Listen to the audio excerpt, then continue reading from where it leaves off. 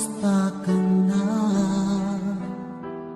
Ako ba'y iniisip mo pa? Baby ko, hanggang saan ang tamis ng iyong pagmamahal? Ako ba'y iyong mahihintay sa kabila ng ating mga away? Kung sakaling ayaw mo na sa akin, baby ko, patuloy kang mamahalin.